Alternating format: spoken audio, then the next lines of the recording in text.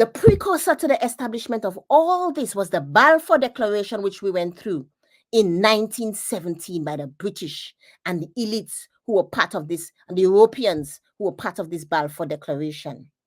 Let that simmer in your spirit. Meditate on that. And what we're going to look at now, we're going to look at, so was Israel a nation before it was declared one by the United Nations? Because remember, we're going to go into scripture now to answer the question, was prophecy fulfilled in 1948? And if yes, what prophecy was fulfilled in 1948? This is something the church is not teaching, because why? All the churches are teaching that the prophecy has been fulfilled. But what has been fulfilled? Now, let us proceed. So, Exodus 19. Let us look at Exodus 19. So I have to share my screen again. So bear with me. Let me just get that screen up. We're going to go into some quick scriptures. Exodus chapter 19.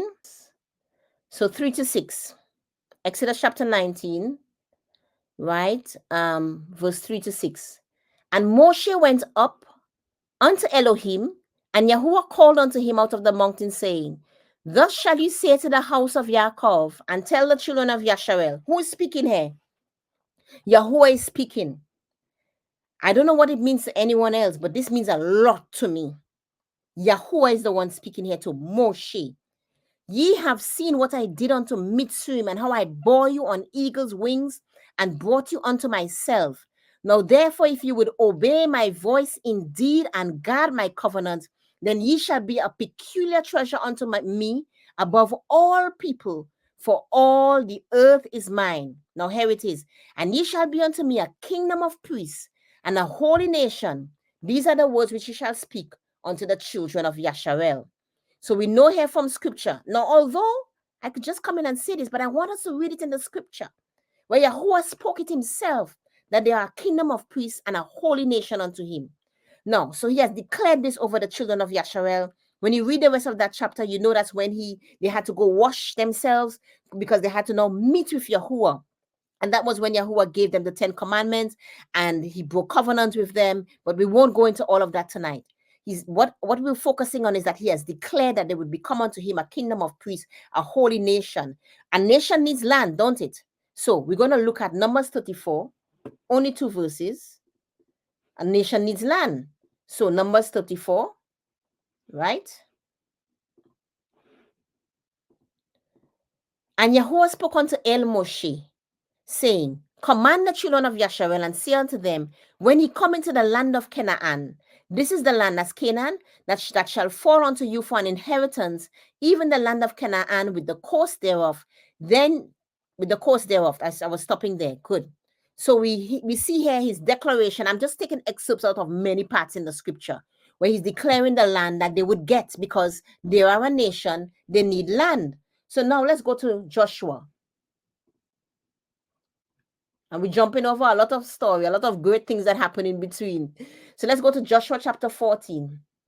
And we're just going to read the first 5 verses.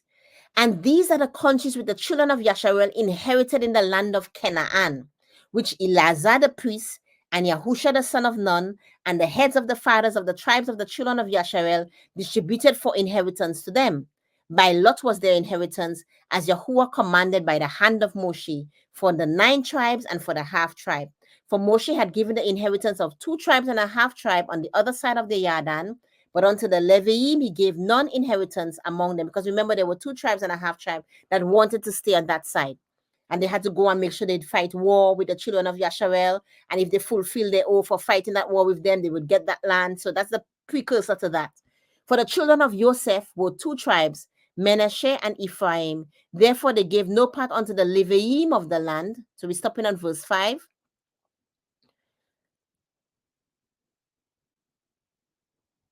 Save cities to dwell in, and their suburbs for their cattle and for their substance. As Yahuwah commanded Moshe, so the children of Yasharel did, and they divided the land.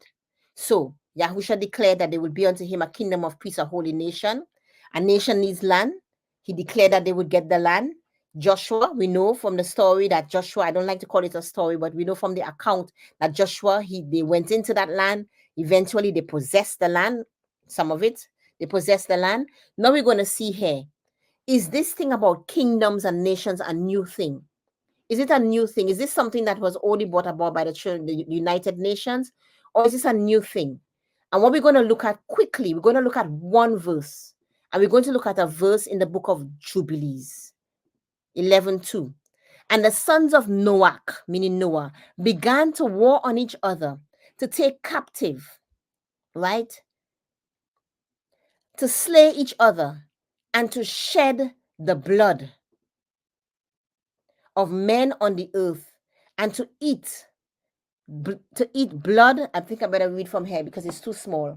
And to build strong cities and walls and towers, and individuals began to exalt themselves above the nation, and to found the beginning of kingdoms, and to go to war, people against people, and nation against nation, and city against city, and all began to do evil and to acquire arms and to teach their sons war, and they began to capture cities and to sell male and female slaves.